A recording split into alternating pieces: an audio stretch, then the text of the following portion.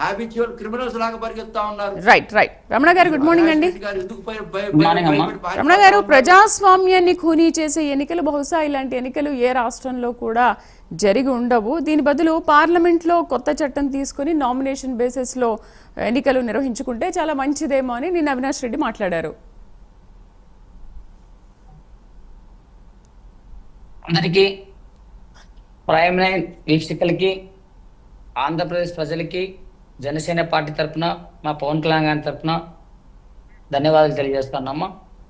కొంచెం బ్యాక్ వెళ్ళండి రమణ గారు. చెప్పండి. మరి ఇటువంటి ఎలక్షన్ ఎప్పుడు జరగలేదు, పార్లమెంట్లో చట్టాలు చేయాలని వాళ్ళు చెప్పడం దయ్యాలు వేదాలు వల్లించినట్టుంది. మా కడపలో ఇంతవరకు ఇటువంటి స్వేచ్ఛాయుతమైన ఎలక్షన్ జరగడం ఇదే. అంటే స్పెసిఫిక్గా గౌరవ మాజీ ముఖ్యమంత్రి జగన్మోహన్ రెడ్డి గారి స్వయాన పులివెందుల నియోజకవర్గం, అందులో పులివెందుల జెడ్పీటీసీ అంటే ఆయనకు దగ్గరగా ఉన్నటువంటి మండలం, దాంట్లో కూడా ఈరోజు ప్రజలు వచ్చి స్వేచ్ఛాయుతంగా వాళ్ళు ఓటు హక్కు వినియోగించుకున్నారంటే నిజంగా ప్రజాస్వామ్యం ఇప్పుడే దాన్ని న్యాయం చేస్తా ఉన్నాం. ప్రజలకు స్వేచ్ఛా వాయువులతో ఓటేసుకున్నారు. ఇంత పోలీసు పెట్టినారంటే అక్కడ ఎంత భయాందోళన సృష్టిస్తారో వైఎస్ఆర్సీపీ వాళ్ళని చెప్పి మరి మన గౌరవ కలెక్టర్ గారికి అయితేనేమి, ఎలక్షన్ కమిషనర్ గారికి అయితేనేమి వాళ్ళకు ఒక అంచనా ఉంది. అక్కడ వైఎస్ఆర్సీపీ నాయకులు రాక్షసులుగా ఎప్పటికి కూడా నామినేషన్ వేసే సంస్కృతి కూడా లేకుండా పోయింది. ఈరోజు కూటమి ప్రభుత్వం, గౌరవ ముఖ్యమంత్రి వర్లు అయితేనేమి, గౌరవ ఉప ముఖ్యమంత్రులు పవన్ కళ్యాణ్ గారు అయితేనేమి, మరి నారా లోకేష్ గారు అయితేనేమి కూటమి ప్రభుత్వాన్ని భారతదేశ అభివృద్ధి పదంగా తీసుకెళ్లాలని చూస్తున్నారే తప్ప అప్రజాస్వామ్యంగా నిజంగా వాళ్ళు ప్రవర్తించాలనుకుంటే వాళ్ళు వైఎస్ఆర్సీపీ అధికారంలో ఉన్నప్పుడు అచ్చెన్నాయుడు గారిని ఏ విధంగా చేశారు, రఘురామ కృష్ణరాజును ఏ విధంగా ఇబ్బంది పెట్టారు, మరి సాక్షాత్తు మాజీ ముఖ్యమంత్రి చంద్రబాబు నాయుడు గారిని మరి అకారణంగా జైలు తీసుకునే పరిస్థితి మనం చూసాం. మరి ఈరోజు నిజంగా కూటమి ప్రభుత్వం అటువంటి ఆలోచనలు, అటువంటి ఆచరణని అందిపుచ్చుకొని ఉంటే పులివెందుల్లో కానీ ఒంటిమిట్లో కానీ నామినేషన్ వేయించి మరి ప్రజలు స్వేచ్ఛాయుతంగా ఓటు వేసుకునే పరిస్థితిని ఎందుకు తీసుకొస్తారు?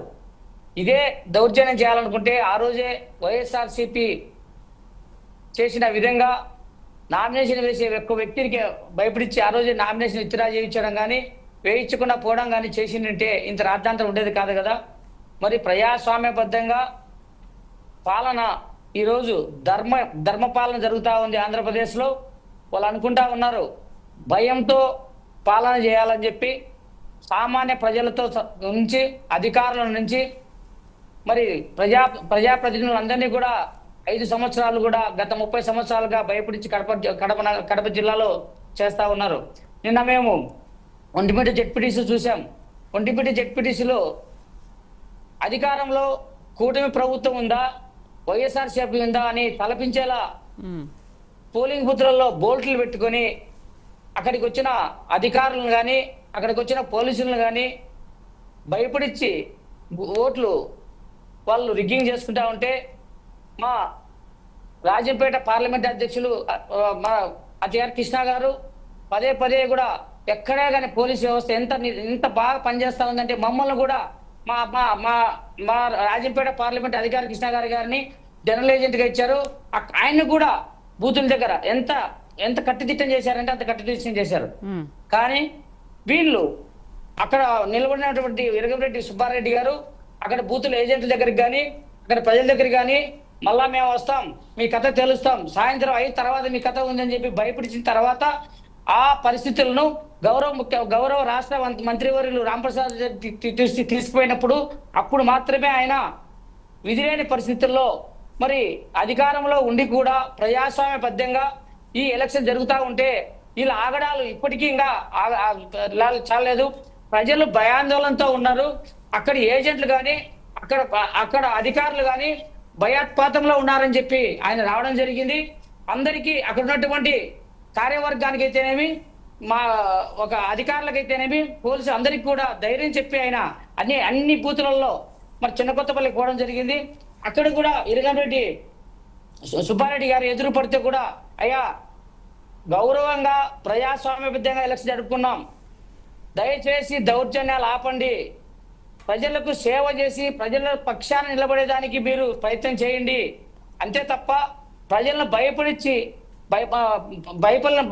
అధికారులను భయపడిచ్చి ఎక్కడి నుంచో వచ్చి ఇక్కడ ఎక్సెంట్ డ్యూటీ చేస్తా ఉన్నారు, వాళ్ళు ఈ అధికారులు భయపడతా ఉన్నారు.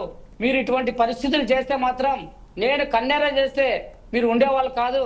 కానీ మాకు అధికారం ఉన్నప్పటికీ కూడా నేను కడపలో ఉండి ఓటింగ్ సార్లు నేను పరిశీలిస్తా ఉంటే ఇక్కడ జరిగిన ఇబ్బందులు నాకు తెలియజేస్తే నేను వచ్చాను తప్ప ఇక్కడికి రిగ్గింగ్ చేసేదానికి కానీ అప్రజాస్వామ్య పద్ధతులను కానీ ప్రేరేపించే విధంగా కానీ రాలేదని చెప్పి ఎంత వినమ్రంగా రమణ గారు, బట్ నిన్నైతే ఏమీ జరగలేదు కదా రమణ గారు. మొన్నంటే చాలా గొడవలు జరిగాయి, ఆ 2 చోట్ల గొడవలు జరిగితే నిన్న మళ్ళీ రీపోలింగ్ నిర్వహించారు. కానీ నిన్న వాళ్ళంతా ఓటింగ్ బహిష్కరించారు, ఓటింగ్ ఏమీ రాలేదు. సో మీరు వన్ సైడ్ వారే జరిగింది, ప్రశాంతంగానే జరిగాయి, ఇంకేమవుతుంది? మా ప్రజలు మీరే వేసుకునే వాళ్ళు మీరే కాబట్టి అక్కడ గొడవలు జరగడానికి అవకాశమే లేదు. అవునమ్మా, ఇప్పుడు పులివెందులలో ప్రజలు రీపోలింగ్ కు వాళ్ళు చెప్పిన విధంగా అవకాశం ఇచ్చినప్పటికీ కూడా రాలేదంటే వాళ్ళని భయపడిస్తున్నారో, వాళ్ళు ఎంత భయాందోళనకు గురవుతున్నారో, ఎవరిని భయపెట్టారు రమణ గారు? ఎవరిని భయపెట్టారు? బహిష్కరించారు అంటే మీరు వాళ్ళని భయపెట్టారా, వాళ్ళు మిమ్మల్ని భయపెట్టారా? అమ్మా, కూటమి, జనసేన, తెలుగుదేశం, బీజేపీ అంటే ఇప్పుడు ప్రజల కోసం పాటుపడే ప్రభుత్వంగా కూటమిగా ఏర్పడింది తప్ప ప్రజలను భయపడించాలనుకుంటే ప్రజలను ఇంతమందిని భయపడించే బదులు ఒక జడ్పీటీసీ నిలబడే వ్యక్తిని భయపడిస్తే సరిపోతుంది కదా. వాళ్ళ మాదిరి గతంలో వాళ్ళ 5 సంవత్సరాలు కూడా స్థానిక సమస్యలు కానీ, మున్సిపాలిటీ సమస్యలు కానీ, కార్పొరేట్ ఎలక్షన్స్ కానీ ఎక్కడ కూడా. బ్రేక్ తీసుకుందాం రమణ గారు, బ్రేక్ తర్వాత మళ్ళీ మనం మాట్లాడదాం. అయితే బాబు మోసాలు, దోపిడీపై ప్రజల్లో తీవ్ర అసంతృప్తి ఉంది కాబట్టి ఓట్లు వేయరని దుర్మార్గాలకు పాల్పడింది కూటమి ప్రభుత్వం అని నిన్న జగన్ ప్రెస్ మీట్లో మాట్లాడారు. చిన్న బ్రేక్ తీసుకుందాం, బ్రేక్ తర్వాత దీనిపైన డిస్కస్ చేద్దాం. Stay with